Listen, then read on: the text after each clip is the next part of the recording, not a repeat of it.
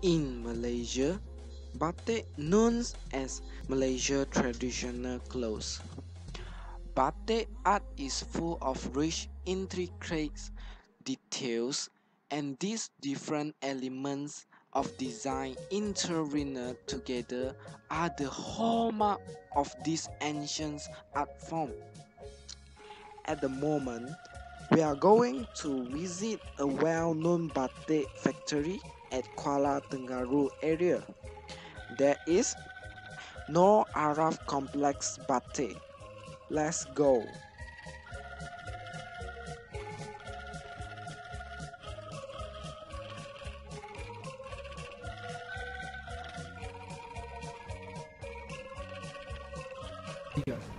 Selamat petang, saya merupakan wakil pelajar daripada YMP. Sekarang saya berada di Nur Alfa Komplek Batik.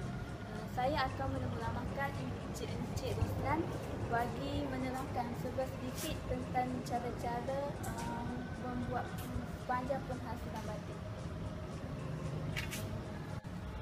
Okey, boleh tak abang jelaskan apakah cara-cara yang terlibat dalam penghasilan batik? Okey, kalau sebut pasal batik, kita ada dua cara pembuatan batik. Yang pertama dinamakan batik blok ataupun batik terap, dan satu lagi batik lukis. Batik blok ni menggunakan blok dan diulang-ulang benda yang sama. Contoh dengan satu blok tu, dengan satu corak, kita boleh buat banyak. Contoh biasa produk yang untuk kita hasilkan melalui batik blok ni biasa kain sarung. Lepas tu uniform untuk seragam contoh. Uniform contoh asrama sekolah ke apa macam tu lah. Okey, dan satu lagi batik lukis. Batik lukis ni dia eksklusif. Eksklusif ni maksudnya kalau buat satu dah tak ada yang sama macam tu. Tu antara contoh batik lah. Berdasarkan pengalaman abang sebagai pembuat batik, berapakah lama masa yang diambil untuk menyiapkan satu batik? Okey, kalau bercakap tentang untuk complete batik, sesuatu batik tu, kita ambil masa sebenarnya 4 hari untuk siapkan proses. Untuk sampai ke tahap jual dalam showroom tu ambil masa 4 hari. Kerana kalau batik ni kita pergi kepada batik cantik, kalau batik cop dia akan jadi masa lagi lama. Okey, kalau batik cantik maksudnya daripada kain putih kita melukis atas kain putih, lepas tu siap melukis kita akan mewarna. Selepas mewarna kita akan mematikan warna tu, kita rendam dalam chemical selama 8 jam. Lepas tu baru kita merebus, dan lepas pada merebus baru kita akan tentukan apa kita nak buat lah. Tapi kalau yang batik blok ni kalau buat kain sarung ni maksudnya dia akan ada lapis-lapis dia. Kita chop hari ni, contoh kita chop 100 helai contoh kain sarung. Hari ni kita chop dapat 100 helai. Keesokannya kita akan celup dalam pewarna. Hari seterusnya kita akan chop lagi untuk lapisan kedua. Lepas tu kita akan celup dalam warna. Hari seterusnya kita celup warna lagi, chop lagi, baru kita colour lah sekali. Kira dia ambil masa 8 hari. Ambil masa kira dalam seminggu juga macam tu. Bergantung kepada satu lagi, bergantung kepada design yang kita buat jugalah. Kalau yang jenis payung makan masa sikit. Okay, terima kasih.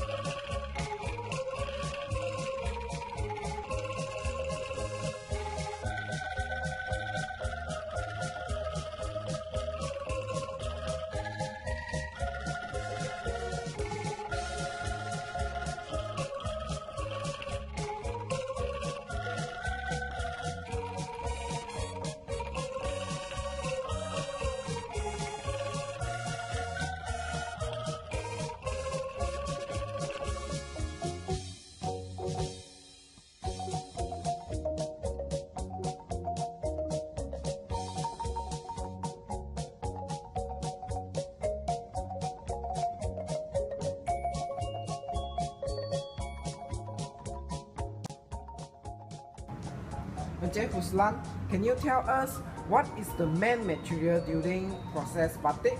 Okey, antara bahan mentah yang utama yang kita perlu untuk buat batik adalah mesti pakai lilin putih. Awak boleh tengok dalam ni, lilin putih, lilin yang biasa kita guna kat rumah tu, tapi dicampurkan dengan dama. Dama ni adalah getah pokok. Jadi mesti bahan utama dia adalah yang lilin campur dengan dama dan mesti ada kain putih. Okey, sebab untuk yang batik canting dan batik cop, dia punya material sama. Lilin campur dengan dama. Jadi, where can we find this material? Okey, maksudnya material dekat mana yang kita nak dapat tu? Okey, biasa material ni, biasa kalau contoh pewarna kita akan order daripada Jerman. Jerman. Lepas tu dari segi kain, maksudnya kain putih, kalau cotton, Fuji daripada Kelantan ataupun Indonesia. Dan kalau shirt daripada China. So, those material, how to transport this material to these manufacturers? Okey, sekarang ni maksudnya macam ni. Apa soalan tadi? Macam mana transport bahan-bahan ke kilang? Maksudnya Selalunya guna macam maksudnya sekarang ni pengangkutannya. pengangkutan ni lah, pengangkutan ni Nafas sendiri memang dia ada pengangkutan dia lah untuk pergi ambil, untuk pergi hantar semua sekali. Lepas tu dia ada juga cawangan. Cawangan ni maksudnya kita ada di Awan Natijah, ada di airport, ada luar pada Terengganu, ada di Pahang, Melaka. Jadi dia akan ada van-van dia. Maksudnya macam tu. Dia punya, kita akan hantar sendirilah, maksudnya kenderaan apa memang dia ada. Is it any compulsory skill needed during process batik?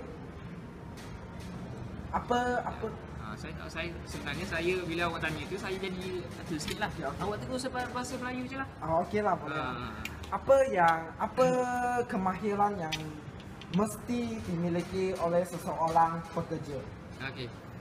Sebenarnya untuk masuk dalam bidang batik ni kita taklah semestinya ada bagi segi kepayaran tu, maksudnya belajar tu orang kata lepas sekolah pun tak apa.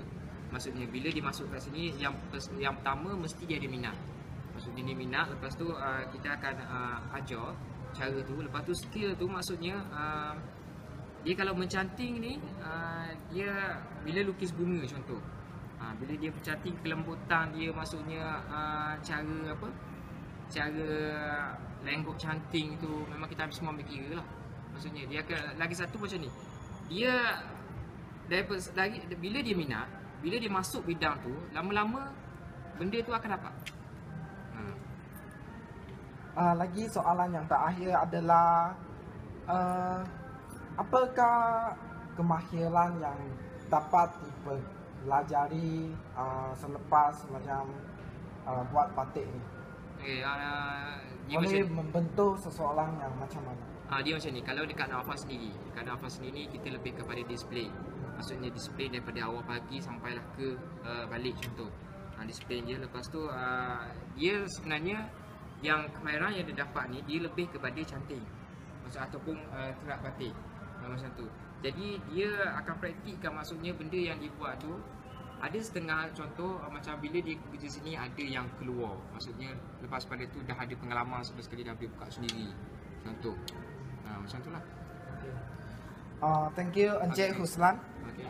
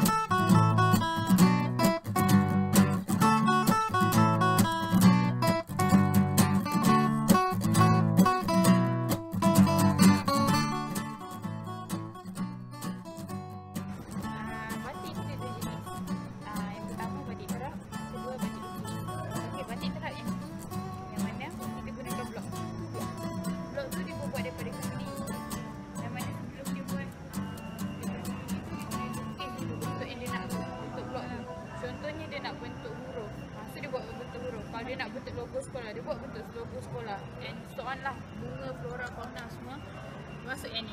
So once dia dah lukis, dia ambil kulit dia tadi, dia bentuk-bentukkan guna baku, guna layar, everything lah. Lepas tu untuk bentukkan benda tu. Lepas tu bila dia dah ketuk-ketuk dah bentuk, lepas tu barulah jadilah blok. Okey, nak rendah blok tu, nak buat lilin ni. Lilin ni asalnya daripada dua benda. Yang pertama candle wax yang putih tu, yang kedua tu damar resin. Okey, bila dia gabung dua ni, jadilah candle wax tu colour kuning-kuning koko sikit. Okey, bila dia dah jadi macam tu, kita masak dia. Masak. Kita masak dia dalam kuali lepeh bawah tu. Kita nak terap ni, kita tak boleh dia terlalu panas dan tak boleh dia terlalu sejuk. Sejuk beku lah. Kalau panas dia kembang. Okey, so dia sedang-sedang je suhu-suhu dia tu. Okey, setiap kali nak terap, kita kena make sure terap tu, okey tengok kat bawah ni jangan ketinggalan mengalirkan warna. Nampak tak? Sampai ke belakang.